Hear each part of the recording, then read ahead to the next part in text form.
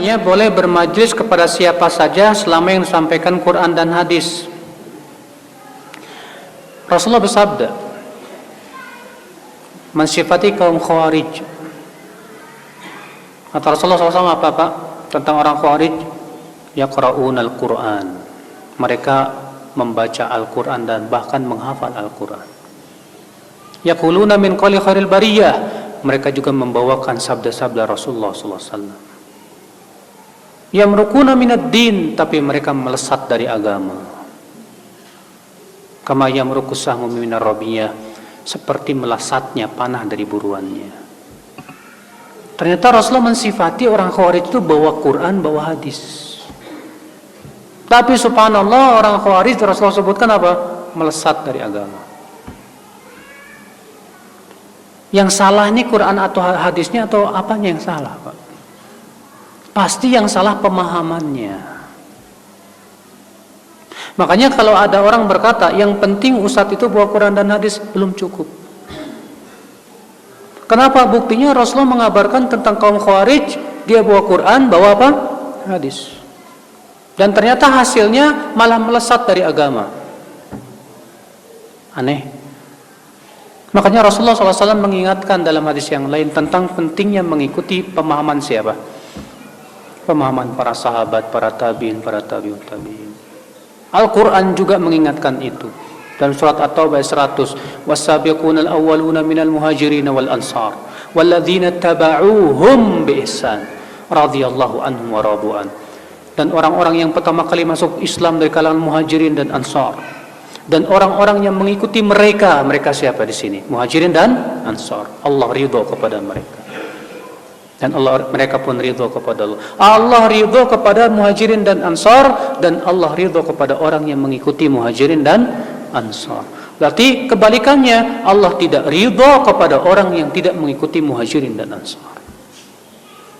Makanya nggak jamin Pak, orang bawakan Quran dan hadis itu pemahamannya benar, nggak jamin. Bapak tahu nggak, orang liberal pun bawa Quran hadis Bapak. Orang liberal untuk mengatakan plural, semua agama sama, itu ditetapkan oleh Al-Quran kata mereka. Mereka berdalil dengan surat Al-Baqarah 62. Innal ladzina amanu wal ladzina hadu wan nasara wasabiin man amana billah wal yawmil akhir wa amilas salihan falahum ajrum 'inda rabbihim wala khaufun 'alaihim wala hum yahzanun. Sungguhnya orang yang beriman, Yahudi, Nasrani, Sabiin, siapa yang beriman kepada Allah dan kehidupan akhirat, surga. Tuh lihat. Jadi sebenarnya semuanya masuk surga, cuma caranya aja beda-beda. Kita katakan ini yang salah ayatnya apa pemahamannya ya? Nggak mungkin yang salah ayatnya Pak, pasti pemahamannya yang salah.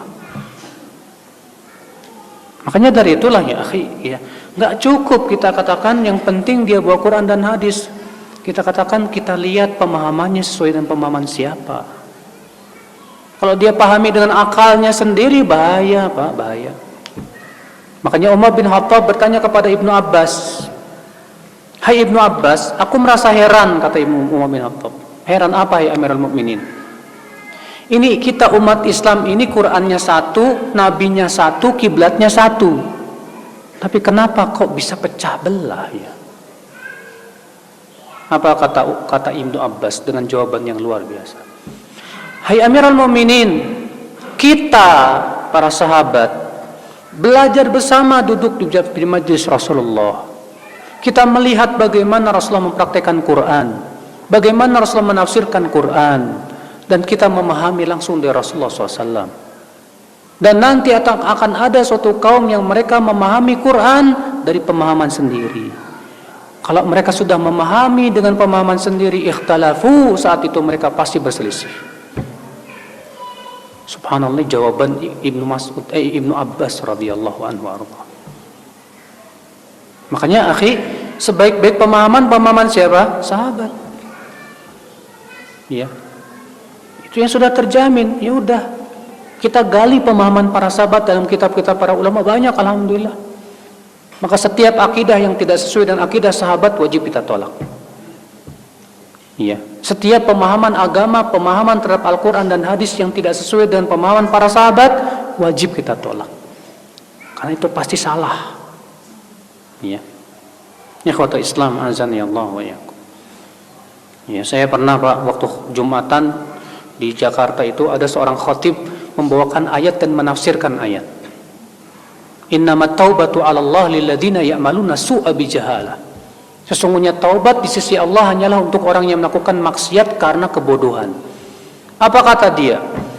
Berarti orang yang melakukan maksiat dalam keadaan dia tidak bodoh, tidak ada taubat buat dia. Berarti kalau kamu berbuat maksiat dalam keadaan kamu tahu itu maksiat, taubatmu tidak diterima sama Allah. Ajib, saya mendengar itu aneh sekali. Saya rujuk kitab-kitab tafsir, nggak ada satupun ulama yang berpendapat seperti itu. Yang ada kita dapati pendapat para sahabat bahwa ayat ini masuk padanya orang yang berbuat maksiat baik tahu maupun tidak tahu. Bahkan orang yang berbuat maksiat dalam keadaan itu tahu itu maksiat, itu bodoh itu orang. Iya nggak? Bodoh nggak Pak? Bodoh. Sama seperti saya katakan kepada Bapak, di gelas itu ada racunnya, jangan diminum. Udah tahu ada racun diminum juga. Boleh nggak saya bilang kepada Bapak, bodoh kamu tuh. Udah tahu ada cara racun, kok diminum? Maka kita katakan kepada orang berbuat maksiat, bodoh kamu itu. Sudah tahu maksiat menjerumuskan ke neraka, kok dilakukan juga? Bodoh tidak Pak? Bodoh. Nah itulah yang akal Islam. Jadinya ngaco. Kalau memahami dengan pemahaman sendiri ngaco jadinya. Ada lagi orang bawain hadis, man mata walaysa fi unuqi bai'ah mata mitatan jahiliyah. Siapa yang meninggal dalam keadaan tidak berbaiat, matinya bangkai jahiliyah. Akhirnya apa coba? Dia bikin kelompok, bikin imam, kemudian mengatakan apa? Siapa yang enggak mau baiat sama imam saya, matinya bangkai jahiliyah. Dan di Indonesia banyak kayak gini Pak. Ada kelompok ini puluhan, dan masing-masing dalilnya itu lagi. Yang jadi masalah pemahamannya yang benar apa yang kayak gimana ini.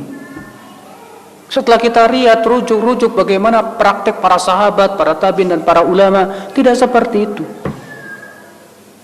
Di sebagian Al-Muhanna meriwayatkan bahwa beliau bertanya kepada Imam Ahmad bin Hanbal tentang hadis tersebut.